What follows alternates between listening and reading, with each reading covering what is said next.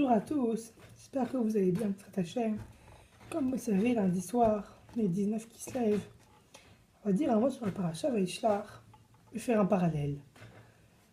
Les frères de Dina, pour venger leur sœur qui était traitée de prostituée, ont tué ces deux faux prétendants en lui demandant de se circoncire, eux et tout leur village. Et au troisième jour, ils ont tué tout le village et ces deux prétendants un peu louches. Yaakov a dit, pourquoi vous avez fait ça? Maintenant je suis en danger dans tout mon pays et dans tous les pays. Les frères ont répondu à Yaakov, tu crois qu'on allait laisser traiter notre sœur comme prostituée? Et Yaakov les a accompagnés, ils ont fait un chemin pour aller. Ils sont partis en chemin. C'est écrit Yaakov avait peur, il leur a dit, mais j'ai peur que maintenant qu'on va faire notre chemin ensemble, les villages voisins vont nous attaquer, les pays voisins vont nous exterminer. Et rien ne se produisit, ils puissent faire leur aller-retour avec ses enfants tranquillement dans peace and love, sans problème. Ça, il faut le comprendre, il faut l'intégrer dans la vie. Pourtant pour nous, francophones, français et les Israéliens, qui est en Israël. Il y a quelques longtemps, pas très longtemps, il y avait je sais plus, il y avait je sais plus quelle institution qui a décidé quel monument c'est d'aller devenir arabe ou pas, et l'ONU qui s'y mêle. Bon, ça, cette paracha-là, c'est la preuve de dire voilà, écoutez bien, n'ayez pas peur. Vous savez, quelqu'un qui a la émouna, qui sait que la fin du Ham Israël, la fin, le but, c'est d'être un Mashiach en Eretz Israël.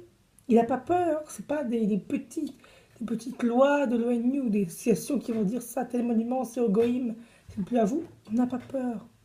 On a eu les pogroms, on a eu les arrestations, on a eu les nazis, les staliniens, les Russes, et les Romains, les Grecs, c'est-à-dire de Hanouka, les Égyptiens, et plein d'autres, et tous les pogroms, les assassinats, les articles antisémites. Alors, je ne vais pas vous faire l'avocat du diable, je ne vais pas vous dire tout ce qu'il y a eu contre nous, parce que ce n'est pas le but.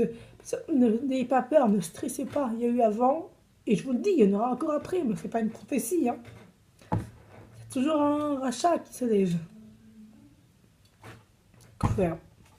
Voilà, là c'est la preuve, il y a quand même dans les pays voisins avec les enfants pour un chemin, peu importe où il allait, mais l'important qu'on retire en secours, c'est qu'il n'a pas été en danger.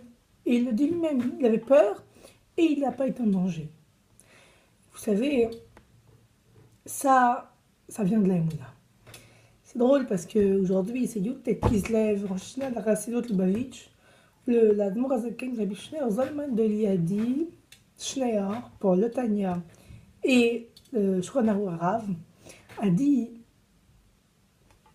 enfin, rester le Teilim, Podo Beshalom, ouais, et Teilim 55, et après a été délivré de sa prison tsariste à laquelle il était enfermé. On va écouter un des refrains de cette chanson pendant 2 minutes, qui est à apprendre, qui est en lien avec notre paracha.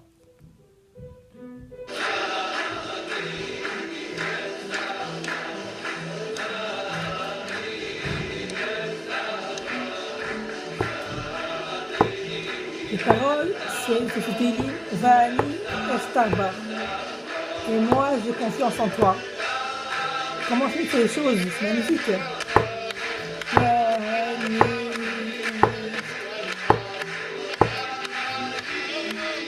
Je vous invite à regarder cette nigoune du Teilim magnifique, Va'ani Eftarba, de Podo Beshalom. Voilà, Va'ani Eftarba. Et moi, j'ai confiance en toi. Ça, c'est la seule chose qu'on doit retenir. Va'ani Eftarba. Et voilà, après, il n'y a plus de problème. On peut aller n'importe où, on est en sécurité. J'espère que vous avez compris ce message qui va vous renforcer dans la Emouna d'Hachem. Bonne semaine et faites une bonne fête de Hanouka qui va bientôt arriver.